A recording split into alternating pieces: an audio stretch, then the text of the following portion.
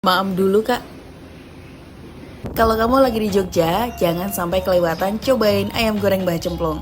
Ayam kampungnya gede-gede, bumbunya meresap sampai ke tulang, dan teksturnya empuk banget.